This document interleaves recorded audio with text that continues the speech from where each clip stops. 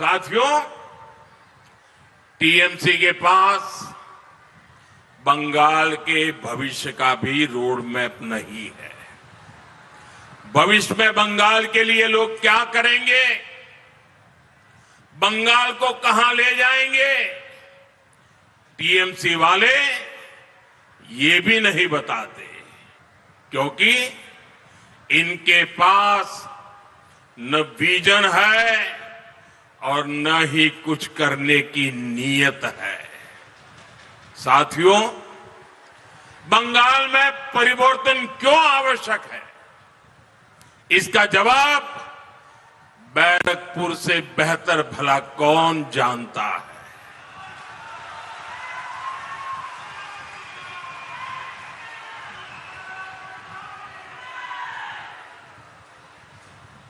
जिस बैरकपुर में बाहर से लोग काम के लिए आते थे, आज स्थिति ये है वहां से लोग पलायन के लिए मजबूर है। जहां कभी मिलों, फैक्ट्रियां और कारखानों से मशीनों की आवाजें आती थी, वहां अब बमबाजी और गोलियों की गूंज रहती है। साथियों, इस क्षेत्र की पूरी औद्योगिक बेल्ट बेहाल होती जा रही है। ऑकलैंड जूट मिल के साथ क्या हुआ, ये आप सभी ने देखा है। शाम को श्रमिक काम से आए, थके हारे सो गए, सुबह फिर काम पर गए तो देखा गेट पर ताला लग चुका था।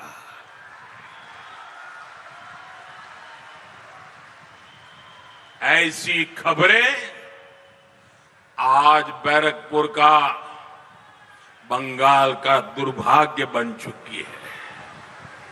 यहां जूट मिले, पेपर मिले, कपड़ा उद्योग, एक के बाद एक ये सब बंद हो रहे हैं। बीते कुछ महीनों में ही बैरकपुर इंडस्ट्रियल बेल्ट में करीब 1 दर्जन जूट मिलें बंद हो चुकी है। साथियों, एक तरफ आपको रोजगार देने वाली मिलें बंद हो रही है और दूसरी तरफ गुंडों को रोजगार देने वाली कच्चे बम की फैक्ट्रियां फल फूल रही है। टीएमसी के सिंडिकेट की दुकानों का विस्तार हो रहा है। ये है टीएमसी का महाजंगल राज। आप सोचिए, आपको अपना मकान, दुकान, खेत खलिहान का फैसला करना हो तो टीएमसी के सिंडिकेट को पूछना होता है। तो फिर नई फैक्ट्री और कारखाने लगाने के लिए क्या क्या नहीं करना पड़ता होगा। इसलिए टीएमसी के इस सिंडिकेट को भगाना ही होगा, टीएमसी को हराना ही होगा। हराओगे, पूरी ताकत से हराओगे। साथियों, बीजेपी सरकार यहां जनता जनार्दन का राज लाएगी। बीजेपी सरकार यहां कानून का राज लाएगी। आज भारत की मैन्युफैक्चरिंग के लिए पूरी दुनिया उत्साहित है। मैं आपको भरोसा दिलाता हूं, कोलकाता के इर्द गिर्द का ये पूरा इलाका मेक इन इंडिया अभियान का एक बहुत बड़ा हब बनेगा।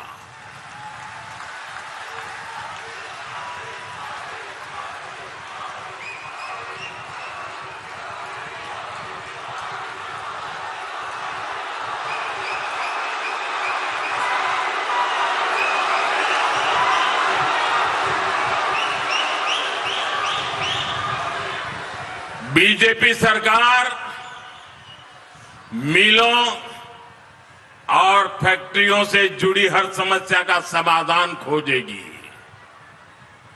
यहां जो भी इंडस्ट्री संघर्ष कर रही है उसके लिए बीजेपी सरकार एक ठोस रिवाइवल प्लान बनाएगी।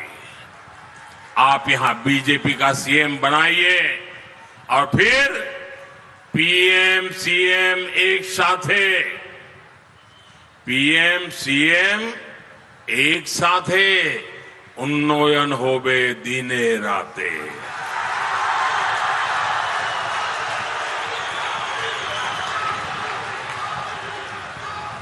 साथियों, बंगाल ने दशकों तक पलायन की तकलीफ सह ली। यहां रोजगार था नहीं, इसलिए बच्चे मजबूरी में बाहर कमाने चले गए। यहां कोलकाता और इस पूरे क्षेत्र में बड़े बुजुर्ग अकेले रह गए। अपने लिए ओल्ड एज होम तलाशने वाले बुजुर्गों की संख्या यहां लगातार बढ़ रही है। ये स्थिति बहुत पीड़ा देने वाली है। इसलिए बंगाल की बीजेपी सरकार की बहुत बड़ी प्राथमिकता होगी बंगाल के युवाओं को बंगाल में रोजगार।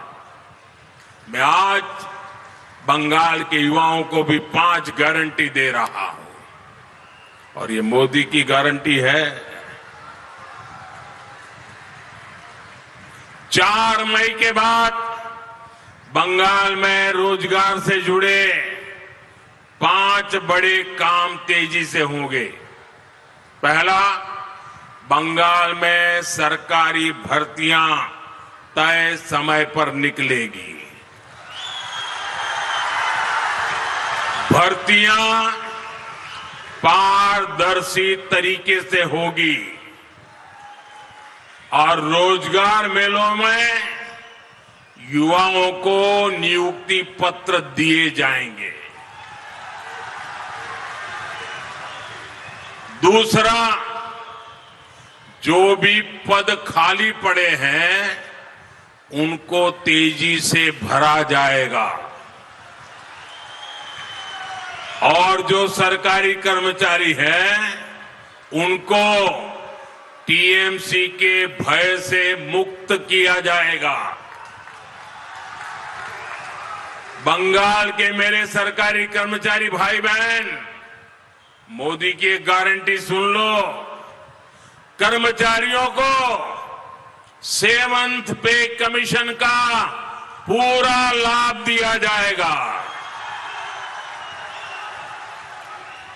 तीसरा, बंगाल में कंटेंट क्रिएशन से जुड़े रोजगार यानी क्रिएटिव इकोनॉमी का विस्तार किया जाएगा।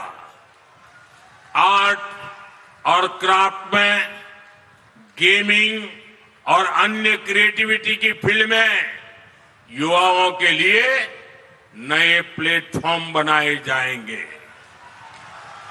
बंगाल के स्कूल कॉलेज में भी कंटेंट क्रिएटर्स लैब बने, इस पर काम किया जाएगा। चौथा, गांव में 125 दिन के रोजगार की गारंटी मिलेगी। यहां बीजेपी सरकार गांव में रोजगार देने वाला जी राम जी कानून लागू करेगी।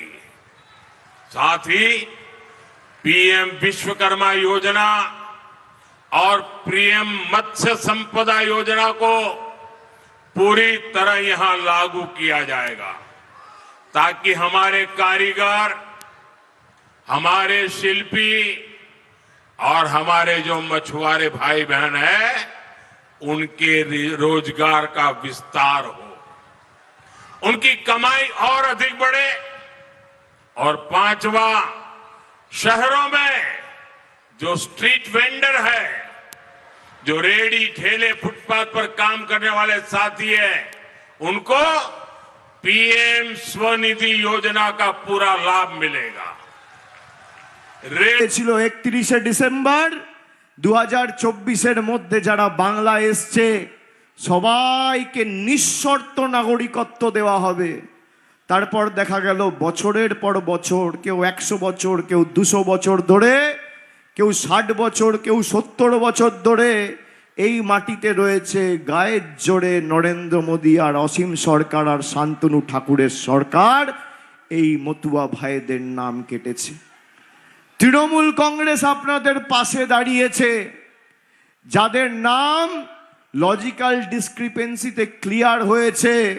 মমতা ব্যানার্জি যদি সুপ্রিম কোর্ট না যেত, আপনাদের সবার নাম কেটে ডিটেনশন ক্যাম্পে অসীম সরকারের পার্টি আর শান্তনু ঠাকুরের পার্টি পাঠাতো। যাদের নাম কাটা গেছে, আপনাদের জন্য সর্বতোভাবে তৃণমূল কংগ্রেস লড়াই করবে, আমি কথা দিয়ে গেলাম। কিন্তু কোনো সম্পর্ক একতরফা হয় না। হরিণঘাটা, এদিকে রানাঘাট, ওদিকে বনগা, কল্যাণী, 2019, 21, 24 আপনারা বিজেপিকে সুযোগ দিয়েছেন। যারা ডবল ইঞ্জিনের কথা বলে, এখানের বিধায়কও বিজেপি, এমপিও বিজেপি। ডবল ইঞ্জিনের স্বাদ কেমন লাগছে? ভালো লাগছে? কিছু পেয়েছেন? পাননি। তাই যারা আপনাদের সাথে গদ্দারি বেইমানি করেছে, আগামী দিন জবাবটাও এই একইভাবে একই ভাষায় দিতে হবে। বিজেপির লোকেরা বাড়িতে প্রচার করতে গেলে বলবেন পদ্ম ফুলেই ভোটটা দেবো।